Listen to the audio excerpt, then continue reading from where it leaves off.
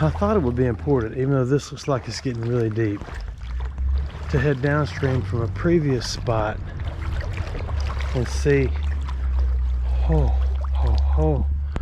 if there are any incredible artifacts left laying around after the floods.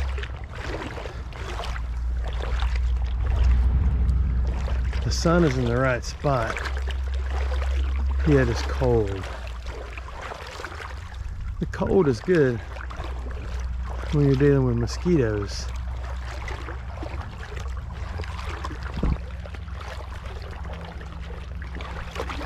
But it's not good when you don't have on a full cardigan. It may not happen. I need to get down there to the shallows. But look at this.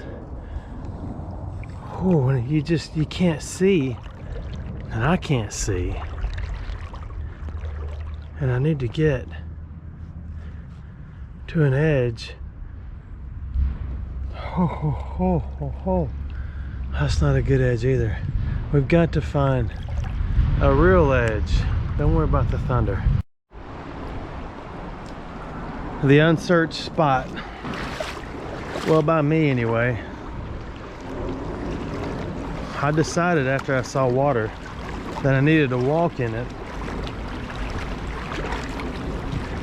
and see if there's anything that needs to be picked up other than just trash. I mean, I like trash. Everything I drag out of the water is trash, or else most of the time it would not be here. That was a big airplane. Did you see the shadow on the water? There's probably 300 people going somewhere else, and here I am. I always wonder when a big passenger plane flies over where they're going. What's all the people got going on in their lives right now? Are they heading to funerals, weddings, vacation? What are they doing? Probably every bit of it.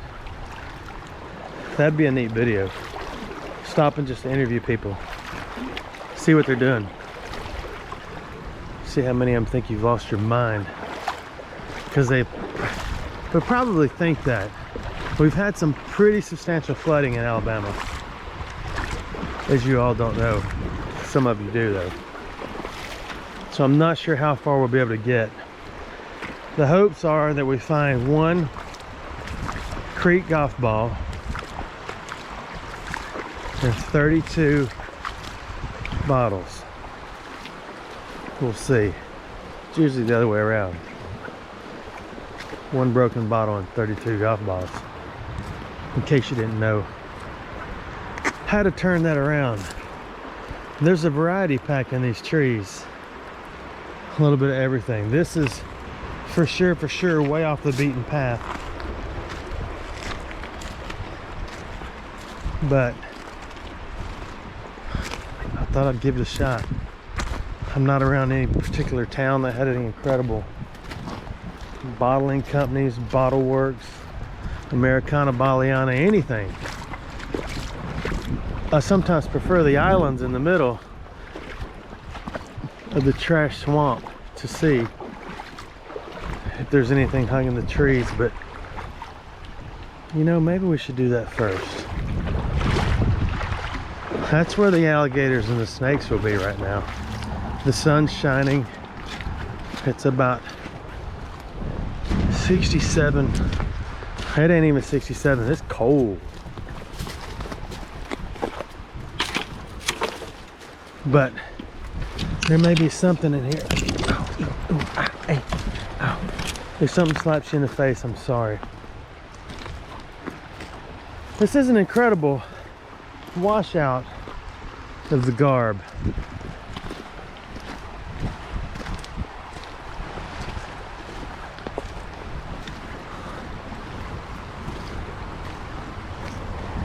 I know what you're thinking. Why don't you take a bag with you and clean all that up? Because I came here with a specific kind of trash I'm looking for.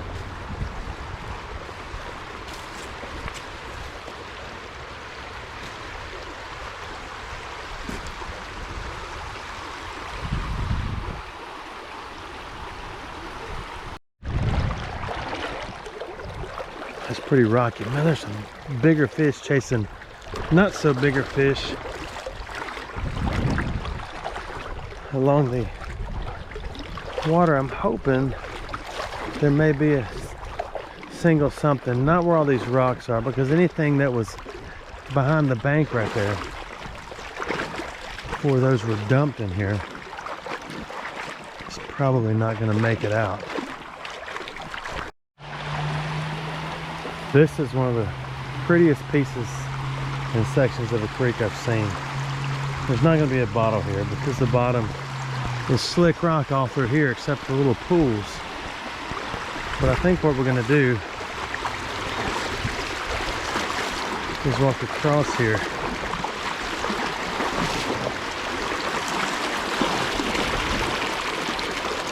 There's some pretty flowy moisture.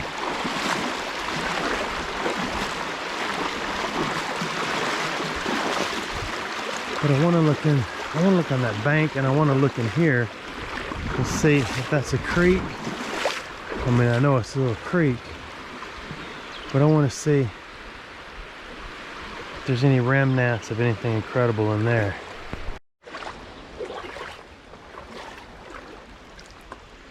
I always do the spider web sweep. Sometimes it works. Ow, ow, ow. Sometimes it does not. There's a piece of a bottle.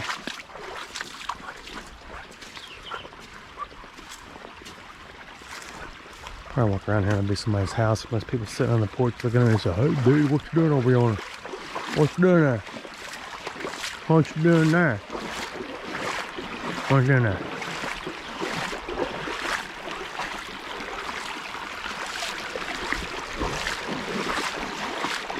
So it's not so trashy. Good for you, not good for me.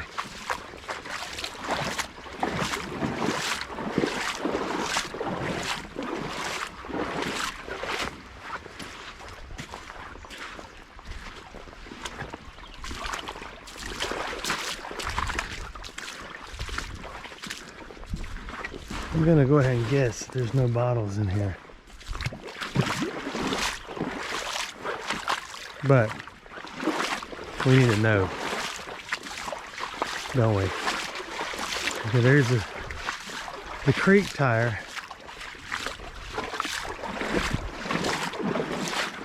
I always want those as a block, concrete or cinder. I still don't understand or know the difference in cinder block. Look at that. Is that a view? Don't you want to just sit here and wait for a bear to come out and wave at you? Yeah, me too.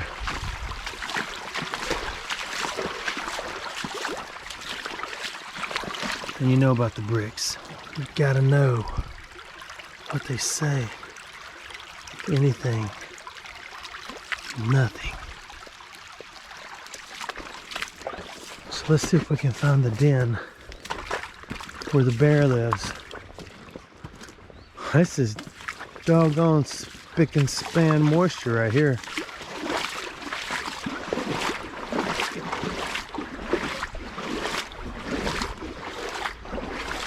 But it wouldn't hurt my feelings to turn the corner.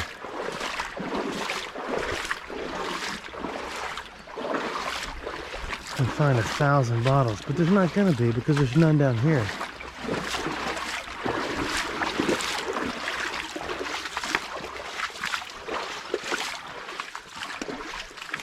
But all it takes is one happy family of 13 to bring their family out to sit right up there and say, "Look kids, y'all go down there and play." "What do we do with our bottle, Daddy?" "Boy, just throw it in the creek. Everything came from the earth, everything goes back to the earth." "Okay, Daddy."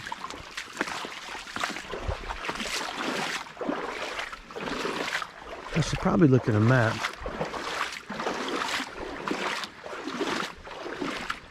And see if I'm about to be in someone's yard. I hear a waterfall. When it rains, is that a waterfall? When it rains hard, is it an awesome waterfall? You don't ever usually just stand in it or pretend like you're under a waterfall. And my dad and I did and he was a lot younger and I was a lot younger, we would stand where the house made a V in the summer, and the rain would pour off and soak us. Just for fun. Oh. Whoops. There's a camp up there. I'm gonna turn off the camera and see where I am. Yeah, there's some homesteader camp. We're in a part of the forest that's public, but you're not supposed to be camping, and everybody thinks I'm a cop when I walk up, so I'm not gonna stir the melting pot. You know, I didn't realize that was a negative saying till I watched something the other day. Because you were always taught in school that the United States is a melting pot. I'm also concerned that there's a big old watchdog up there. And I don't want to meet it. I was watching this thing, I don't know if y'all have ever seen it. It's on the Smithsonian channel. And it's called, I think, America in Color. And there's different series, you know, the gangs of America, crime in America. There's one about immigrants coming to America all through Ellis Island. And they talked about how they tried to convert them all to be more American, to assimilate better. Looking back, you can kind of look at that two ways. Everybody came from somewhere else and tried to create America, right? So you would think, okay, if we're going to build America, we're going to build our country. You want some similarities just as far as being able to adjust to the way the government works. Although incredibly racist back then, I understand a part of it. But they were taking people and wanting them to strip away their culture and their identity. But yet on the flip side, they wanted to try all their neat foods and all this other stuff, almost as a source of entertainment. To get back to the point, the melting pot, it had this depiction. It was pretty interesting. I don't want to ruin it for you because you need to go watch it. And it's all home movies. It ain't no big major production with actors. It's all home movies, all real people. Here's our brick. And they had them all posed for a picture. Some of them in this giant pot and some of them standing around it. And the point of the melting pot was to mix them all up so they'd come out the same. I didn't realize it. I thought melting pot just meant that you get everybody from everywhere in the United States. So if melting pot is now a racist saying, you're gonna have to give me 3 cents credit with the fact that I just learned that. But there's some neat films on there. I've only experienced racism once towards me in my life, and that's when I was in Japan. And I was dating, I guess, a Japanese girl. And I was way down south Japan. Not a whole lot of Americans. The young people loved us, the old people hated us. Kind of like the United States when it comes to other races. And I could understand a lot of Japanese and speak a good bit back then. And the lady told the girl I was with, we don't let any foreigners come in here. Whew, we're back out. So it broke her heart and hurt my feelings. I wasn't offended. I just think, dang, you blew it. Because I like to consider myself a fun guy. I love the country, I love the culture. And you just blew it, lady. she was probably in her 70s or 80s back then, so she's probably no longer with us. So she knows the truth now. Ooh, this is some slick. Well, anyway, we kind of got off on a tangent, like in mathematics. What's in there, a tangent in math? I don't know, Paul. Can you pause the video and go get your wife and ask her what a tangent is? I think it's something to do with math. There's nothing here at all to harvest. So